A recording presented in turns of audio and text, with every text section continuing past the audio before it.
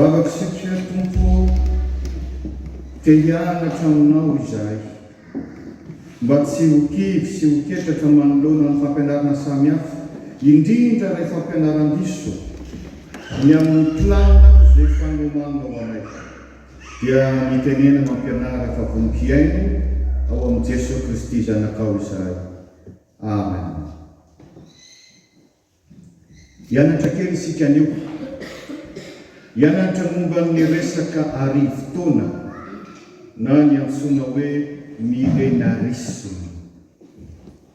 Io resaka arivo-taona io na milenarisme io dia saika ao amin'ny bokin'ny Apokalipsy toko 20 andininy voalohany ka hatramin'ny fahaenina no ahitana azy. Azonareo atao ambanimaso, azonareo vakina milamina ny an-trano. Fa ao zany dia misy resaka arabaky teny hoe arivo-taona.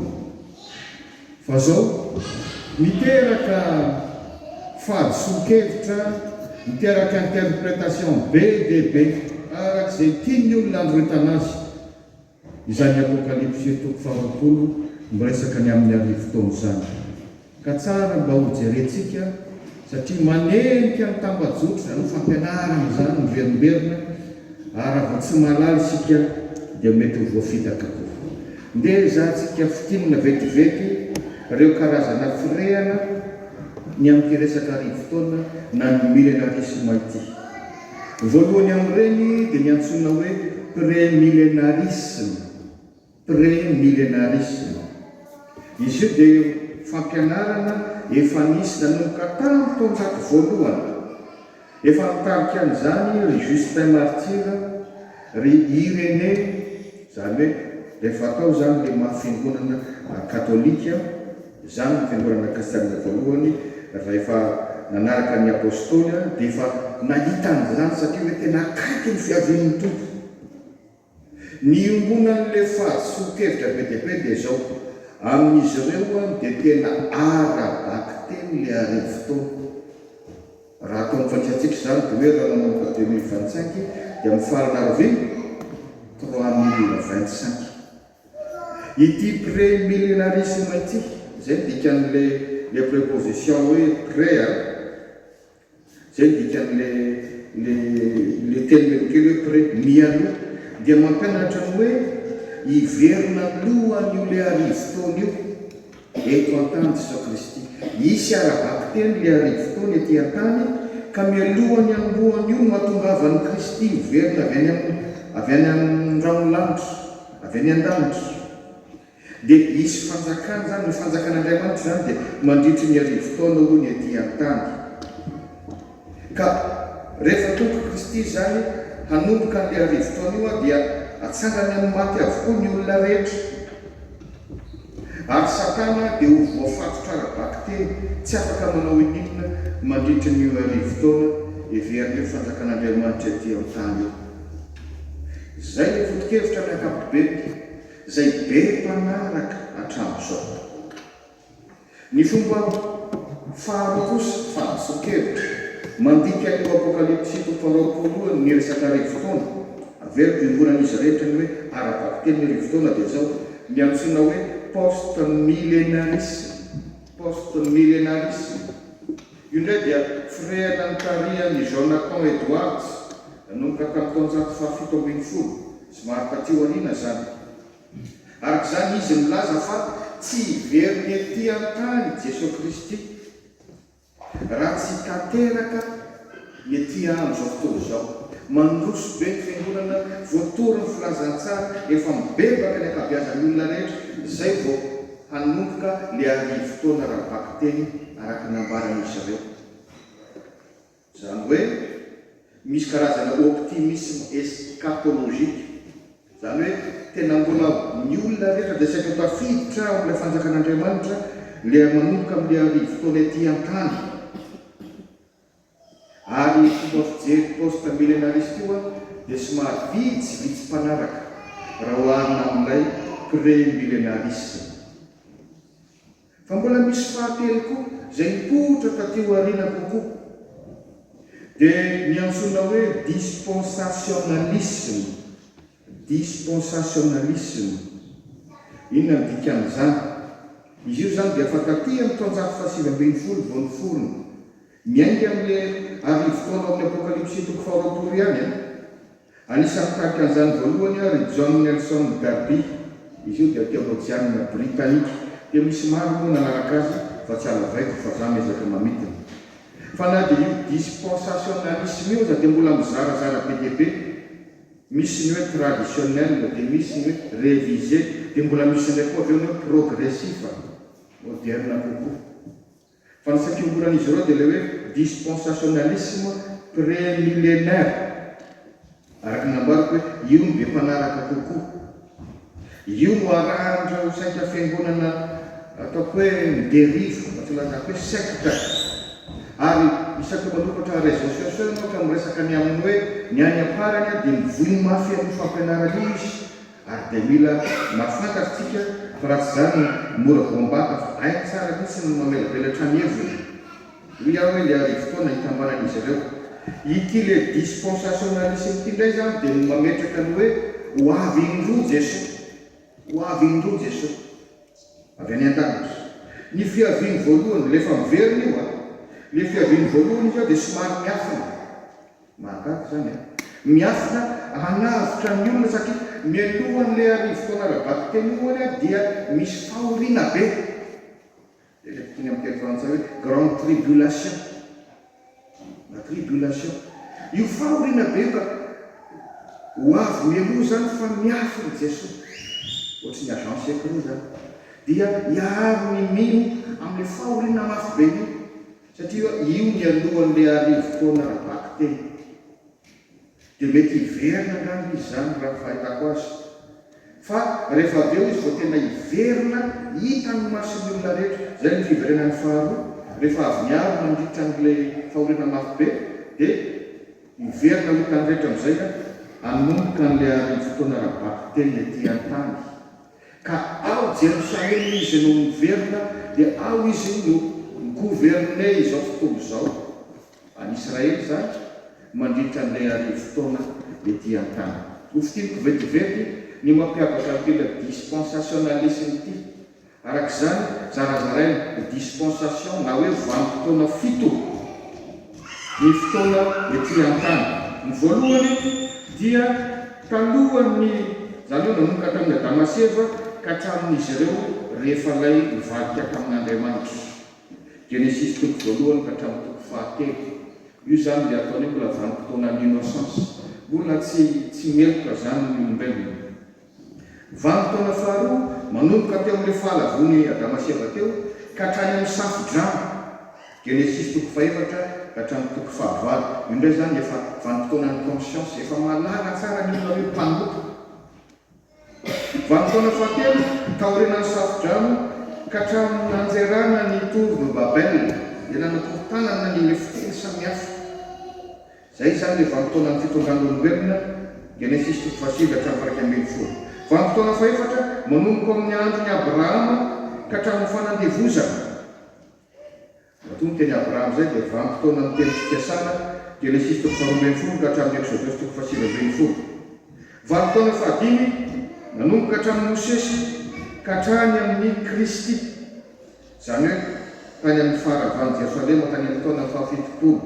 Vanim-potoanan'ny lalàna io izy.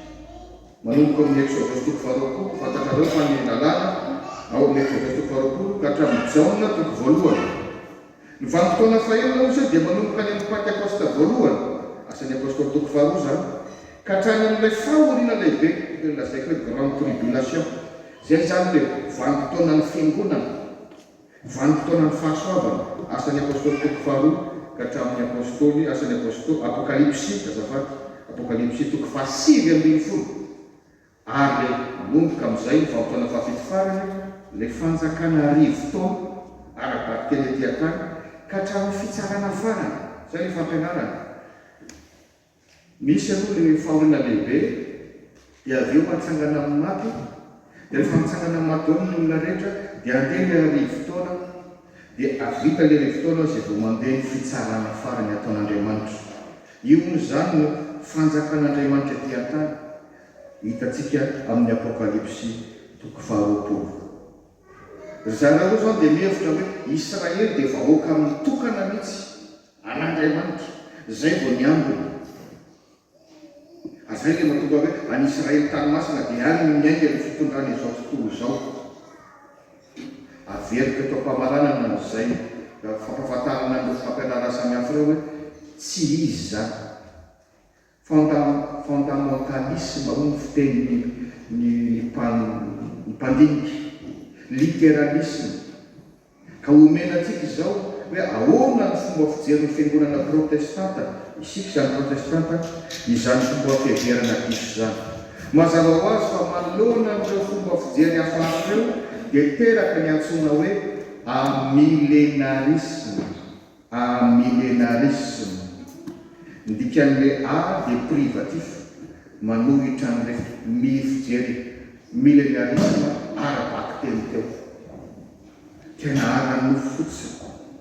Efa nanomboka hatrany amin'ny taona 1900 Rio Origène, zany efa anisany hoe greka katolika Rio Augustin dia efa nanohitra amin'izany. Ary mazava ho azy rehefa nipoitra ny protestantisme tany amin'ny taonjato faha 19 dia efa nanohitra amin'izany fampianarana hafahafa zany. Manohitra ny hoe fandikana ara-baky teny hoe le arivo taona amin'ny apokalipsy 7:20 dia tena arivo taona ohatran'ny fanisantsika taona izao. Diso zany. Ara-panahy ambaran'io arivo taona io. Ary ny marina amin'ny apokalipsy irery araka ny nambarako tarehetra androany no tena miresaka an'io. Kanefa dia tsara fantatsika ny contexte nanoratana ny bokin'ny apokalipsy. Izy amono namoratra azy sy mahay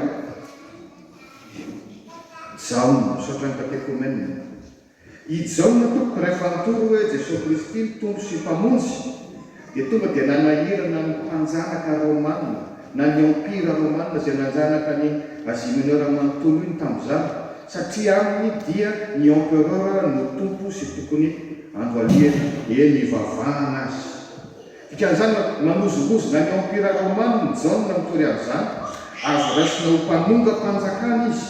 Izany no nisamborona sy nanagajana azy tany Patmos, nosy kely any akaiky ny Grèce, ohatrany hoe nosy lavaka aty Madagasikara ho amin'ny zokonjokony izay mbalalan'izany nandefasana ny mpitondra tamin'izany izay iverina famadita sy manonga mpanjakana. Tany no nalefa Jaona, tany izy tokony nanoratra ny boky apokalipsy tamin'ny faraparany taonjato voalohany. Mazava ho azy satria efa ny zavatra nitoriny sy ny soratany no nanagajana azy dia voatery manao fomba akonaka izy manoratra ny boky apokalipsy fa tsy mivantana. Ka zany no mahatonga ny bokin'ny apokalipsy feno tarehimarika sy anaram-biby betsaka indrindra amin'ny samy boky rehetra amin'ny baiboly. Misy symbole na karazana famantarana mba tsy hafantaran'ny ilay mpitondra na ny empira romanina hoe mbola mitory an'ilay hoe Jesosy Kristy tompo sy mpamonjy any anie izy. Ka zany no tsy azo andrasina ara-baky teny ilay arivo eto hoe tena arivo taona tokoa arak'izao fanisantsika izao. Teo amin'ny kolontsaina jiosy ny arivo dia milaza fahabetsara. Isika malagasy dia akaikikaiky ny kolontsaina jiosy na tsika koa dia mba manao an'izany. Ohatra hoe Antananarivo, zany hoe misy ny arivo lafaka, ilazana ny hoe izy no be olona indrindra, samy mpanana fantatsika izany. Milaza betsarana le arivo. Rehefa misodrano malagasy dia manano hoe dia arivo tsy manam-pahatamperana. Milaza betsarana le arivo. Tahaka izany koa zany teo amin'ny jiosy, izay no mahatonga ny Jaona nampiasa an'le arivo izay milaza fahabetsara. Ao amin'ny apokalipsy 7:20 zao dia misy filazana ny hoe 144,000 4,000 sy 4,000 sy mahitsy no isan'ny voavonjy ho Jaona. Ka na tamin'ny andron'ny Jaona fotsiny aza be dia ho 144,000 na ny olona voavonjy. Fa inona ny ao ambadika io ilay famantarana, io ilay symbole misy hevitra ao ambadika. Voalohany 12 izay milaza vahoaka, milaza fiangonana, satria ahitana ny fokony jiosy 12. 12 abetsaka ny jiosy no mbola mihevitra ny hoe izy ihany ny vahoaka n'Andriamanitra, izy ihany ny voavonjy. Dia tsy maintsy nampitombona 12 araka ny teny Jesosy mbola misy vahoaka hafa akoatra ity vala ity. Ka ny 12 fois 12 manome firy 144. Zay zany asaimbolina leo vahoakan'Andriamanitra voavontsy, io no ampitombona milina na arivo izay milaza fahabetsahana manome ny 144,000 na 4,900 sy ray hetsy. Ka tsy ho raisinao ara-baky teny hoe dia 144,000 tokoa ny olona voavonjy ao anatin'ny olona 4 miliara rehefa tonga ny amin'ny rano lanitra amin'ny tompo. Dia ho diso fandray soratra masina foana sika raha izany. Ary zany ilazana ny hoe hevitra ambadika le ambaran'ilay arivo eto fa tsy hoe arivo exact teo. Mila hitsy amin'reto fiheveran'ireto ny amin'ny fanjakan'i Kristy. Ny fanjakan'i Kristy toko dia efa nanomboka tamin'ny fotoana niakarany ka ny an-danitra. Asa toko faharoa 17 ka hatrany 19. Izay no antsoina hoe andro ny fiangonana. Manomboka eo amin'izay niakaran'i Jesosy Kristy any an-danitra. Efa manomboka eo zany ny fanjakan'Andriamanitra. Le arivo fotoana ara-panahy zany dia manomboka teo ka mandra-piavan'i Jesosy Kristy eny amin'ny rano lanitra. Ary efa maheno teolojiana ianao miteny hoe la efa tonga sady mbola ho avy dia izay ny hazavaina. Efa tonga, efa manomboka ny fanjakan'Andriamanitra ho an'izay mahare Jesosy Kristy ho tompo sy mpamonjy azy. Ary mbola ho avy amin'ny fahafianony rehefa miverina eny amin'ny rano lanitra izy. Ny famonjen'Andriamanitra, ny drafo-pamonjen'Andriamanitra dia tsy azo sanatsarahana arak'izay nataon'ireo dispensationalisme ireo. Tsy miova ny famonjen'Andriamanitra. Nanomboka teo amin'ny fahalavony Adama dia lavo ny olombelona rehetra. Ka mila vonjena ny fahasoavana, vonjena ny finoana amin'ny alalan'i Jesosy Kristy. Zay ny tena famonjen'Andriamanitra. Ny fiverenan'i Kristy avy any an-danitra tsy misy an'izany indroa na miafinafiny zany. Tokana ihany. Ary tokana iariary eo amin'izao tontolo izao. Ka hiaraka iseho anatin'ny ray mpimaso amin'ny fotoana iverenana io ny fitsaranan'ny tena ny maty, ny fitsaran'Andriamanitra ary ny fahatanterahany fanjakan'Andriamanitra izay fanjakan'ny lanitra. Tsy ety an-tany le arivo fotoana fa ho any amin'ny tany ho levy, fa ho any an-danitra miaraka amin'Andriamanitra mandrakizay. Ka ho ia mamarina hoe ity resaka pré-millénarisme ity, zany hoe ho avy isy fanjakana ara-baky teny mandrisy ny arivo fotoana ety an-tany ka ho avy belohan'izany Kristy dia saika voizy ny akabeazan'ireo sekta mafy ary diso hevitra raha sy ny tanany sika. Dia mbola mamafison'ireo dispensationaliste taty aoriana. Ka aokontsika tsy hanaraka be fahatany. Fataro tsara izay inonao. Maha-protestantatsika dia milaza hoe sola scriptura, izany hoe soratra masina rery ihany. Voapofoara-tsoratra masina be izany. Ary hoe sola scriptura dia zao ny soratra masina ao anatin'ny fahafenona. Fa tsy hoe apokalipsy ihany na Daniela ihany. Ny Baiboly iray manontolo dia mifanazava sy mifanena. Mifanaraka amin'izay nambaran'i Jesosy amin'ny filazantsara be zany. Raha tsy laza afa-tsy ny Mateo 5:20 ao. Ilazan'i Jesosy niverenany indray ny amin'ny rano lanitra. Ka mandra-piavan'i Jesosy amin'ny rano lanitra dia misy foana ny mpaminany sandoka hitondra fampianarana sandoka. Fa ianao matoky ny tomponao. Lefa nanome toky ao amin'ny Mateo 5:20 hoe raha misy manao aminareo hoe indro aty Kristy na indro ary Kristy, aza mino ianareo. Fa dia misy teny hoe efa hitany izy fa miafy izy fa ary amin'ilay tokantrano ianareo izy zao. Na misy teny hoe efa tonga izy fa any Jerosalema. Tsia ahita azy daholo ny olona rehetra. Zay ny voalaza amin'ny Apokalipsy voalohany 2:7. Indro izy avy amin'ny rahona amin'ny maso rehetra hita azy na dia izay nandefina azy azy ary hitomany azy ny firenena rehetra ambonin'ny tany. Eny. Amen.